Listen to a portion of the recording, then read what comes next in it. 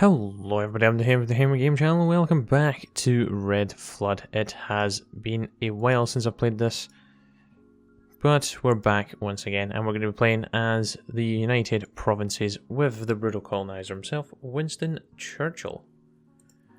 And as we can see, we have a lot of work to do if we're going to reclaim all of India. So we actually start off with some really terrible national spirits. The construction speed on brutal colonizer is pretty good for Winston, but the Clapsarage, not good. Brutal put-downs, not good. The Shadow of Gallipoli, of course, he's still being haunted by his mistakes in that campaign, and alone, unsupplied and cut off. Yeah, we have no way of getting in contact with the United Kingdom. You gotta love it when you just start the game and you have 0 military factories and you have 2 civies.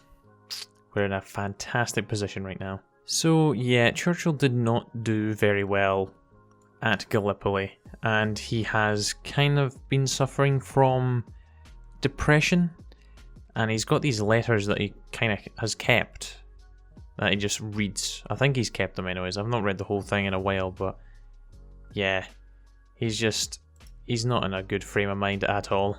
Yeah, here he is reading another letter, basically the same kind of thing. It's nothing that's going to help him mentally. He would never repeat the mistake of Gallipoli. Never again send men into the fray without deep careful consideration. He is really haunted by the past. And here's another one that also doesn't help. Another thing that is also not helping is the fact that he's turned to basically drinking all the whiskey that he has in his reserves and cigars. So he's really not got a healthy lifestyle either. Even some of the soldiers that are there are concerned for his well-being. But Churchill just kind of dismisses him and tells him to bugger off. So after drinking many bottles of whiskey, after smoking many cigars, and a lively debate, and sleep it off requests by people, he has identified the 3 paths that are before him. Which one is the one we want? All I need to do is regain contact with Britain. Perhaps you abandon these tyrannical ways. That's it. I'll bring order to this. Bollocks, wrong choice. There we go, I picked the right one this time. So a night in the library. Reading books on race and rule, the lectures of man and the prince. Yeah, so Churchill's been reading a lot of books that are about strange cults of India, and the supreme physicality of the Englishman and the justification of imperialism. So yes, he's very much going to become a dictator. But he's basically one already, so there's not really much of a change going to happen. And great, he's now reading books which are all about rule, power, and the ability to command others. Well, after spending a lovely night in the library and having spent some time reading a lot of books, Churchill has now decided that it is time to get off his arse for king and country. So Churchill's held a meeting with his officers, and they have they've just felt uncomfortable with the words that he's slurred at them, his manic and wild ideas that he has, and he kept shutting them down. He is very much set on this path that he has now decided is the way forward for him and the United Provinces. Well, if this focus doesn't tell you what he plans on doing, then I don't know what will. So the nice thing about the focus I've just completed is got rid of the Shadow of Gallipoli. I feel like a lot of these focuses are just going to kind of send home the message of what Churchill's going to become all about, especially now that we're looking to find cheap labour. Okay, so Churchill's basically ranting and raving here, like a madman on the duties of the Englishman. Someone tried to undermine Churchill by asking for more rice than the rations allowed.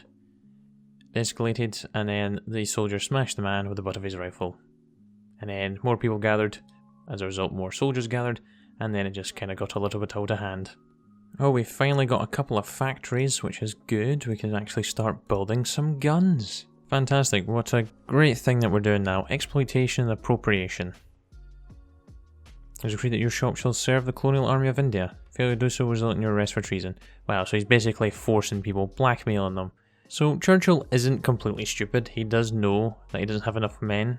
Wow, and the native regiments are going to be called Churchill's Tigers, and we get 2% recruitable population. Not bad. Apparently, there's rumours of poison gas and mass intentional starvation getting flung around in the population, so we're going to start censoring some of that.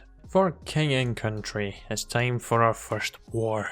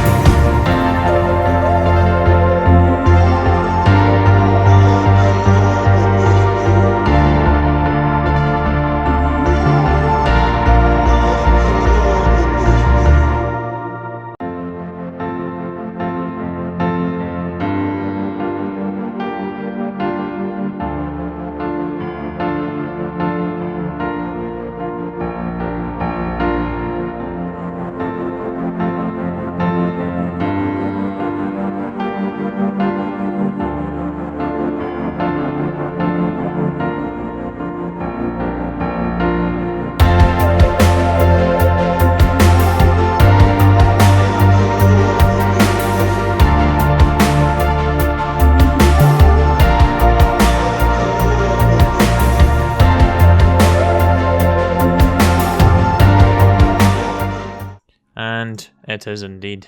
So with us now having access to the sea, we've went ahead and tried to open up trade with Britain, and I have requested some guns from them. We're going to go ahead and ask for manufacturing equipment now. It's time to liberate occupied Delhi. So let's go ahead and strike the Bharat state.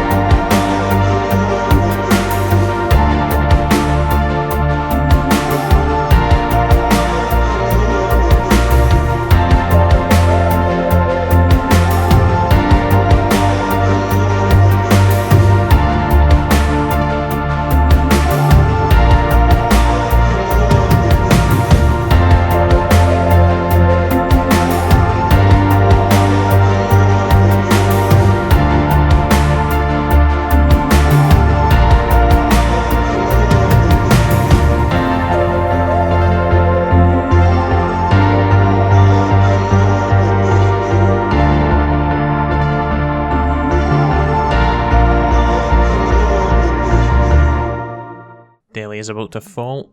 How's the casualties? 12,000. Another successful war. Oh, we're getting chunky. And we actually border the Madras presidency now.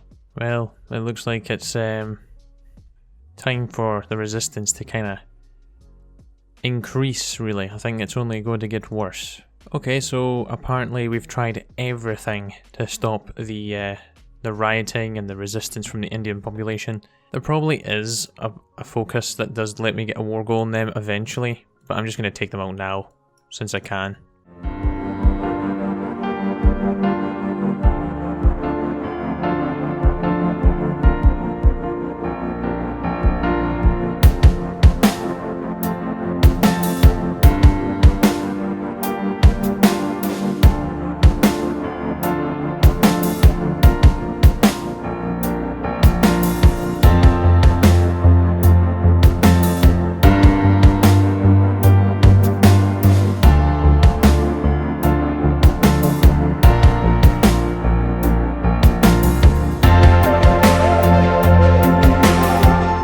So Churchill's motorcade, which was well guarded and manned, has been attacked.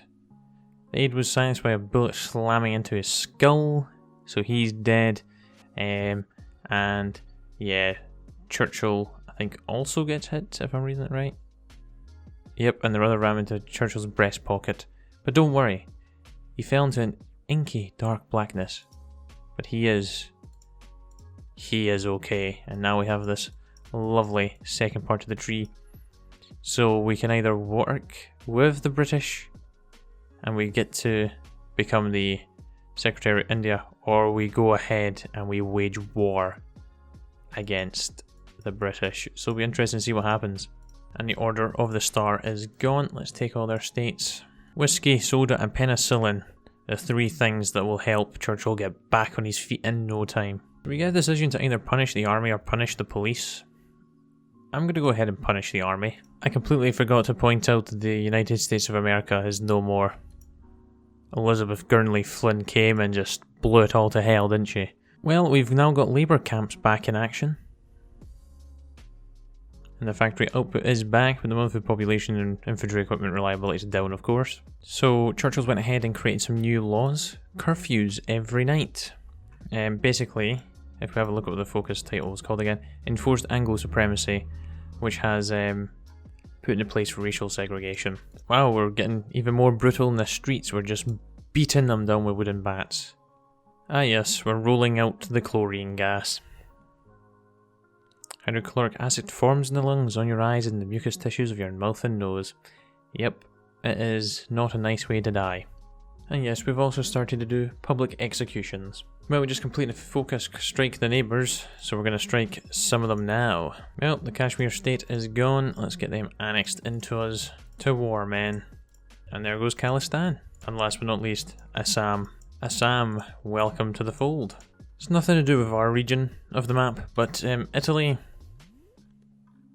What the hell have you done? Well, this looks like it's a pretty even war. They do have like double our divisions potentially, but they don't have any planes. Let's do it. See if they're going to be aggressive.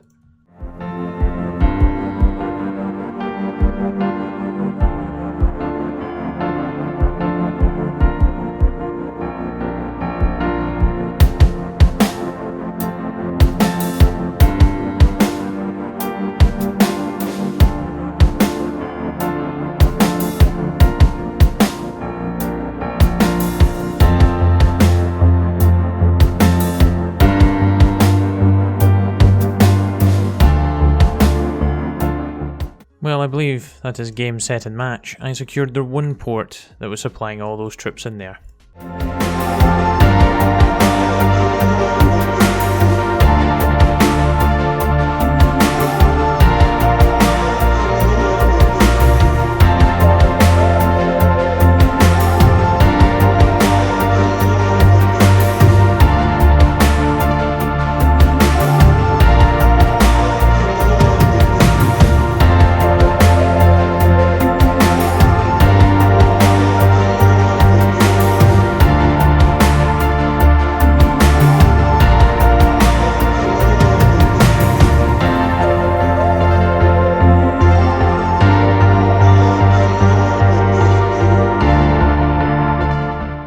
happy days. There goes the socialists. The United Front. The whole 2 nations that it consists of. And we're just going to run rampant. Well, there goes one of them. There we go. Super duper easy. There we go. We got cores on all of the territory, which means we do have a lot of factories. I just need to get a lot more steel imported. Okay. The British are actually sending us an envoy. Well, I have to say, right, let's be logical here. You know what? They recognise our service. It would be stupid for them not to, because they have done the exact same stuff before in about every country they colonised for the Empire. So do you know what? This is nothing new for them. If they had been shocked by what they had seen, they'd be, it'd be very ironic, considering that's literally all they've done. But anyways, peaceful unification, hopefully, possibly, with Madras Presidency. Churchill declared Secretary of India. Churchill's rule has been legitimised by Britain. They will remain very hands-off, of course. No one wants to touch what he's done. Seriously, Britain? Really? But yes, the sun never sets. The United Provinces actually annexes the Madras Presidency. United Province will be known as the British Raj, and we will join the Commonwealth of Nations. And we get the event Churchill's Empire. The sun never sets. The Empire of Churchill, the Raj. India, under his control, under his thumb. After so much sacrifice, after so much toil, after so much work, he knew he had won it all. He ignored the gunshots ringing out from the nearby military base, and near a constant timer of minutes through the hour. His eyes glazed over reading military reports, understanding that his position was, at this moment, secure. His methods were firm, brutal even, but justified in this wasteland. His methods were effective, few could deny that, and even as he did things that made him the impotent diplomats and connections with Europe hem and haw and protest, he knew that everything had been worth it. If it wasn't, if he had erred, then he would know, but the sunset, blessing him and his own empire, assured him that he had done everything just in the world. Perhaps now, watching the sun set over Uttar Pradesh, he could rest, relax, let the tension in his body fade away, for he had won, and the Indians of future generations, the English of this generation, would learn to speak his name with reverence. Oh, an aspiration, he had won. Another serious gunshot marked another 5-minute interval, and there was only one thought on his mind. Now calls for a drink. The rescue of India from ages of barbarism, tyranny, and internecine war, and its slow but ceaseless forward march to civilization constitute, upon the whole, the finest achievement of our history. So we're not quite finished just yet. The British Raj may be back, but we don't have all of our territories just yet. Persia needs to go. An interesting addition to the British Raj, but we'll take it. Now all we need to do is quickly get our backsides over there now. Plans worked, kind of. We're starting to push forward a little bit here. Gonna take some heavy casualties, but does it really matter? No. Don't know why we still have the collapsed Raj national spirit. That should be gone. Unless I need to get on the land first. Oh, finally. That took far, far too long.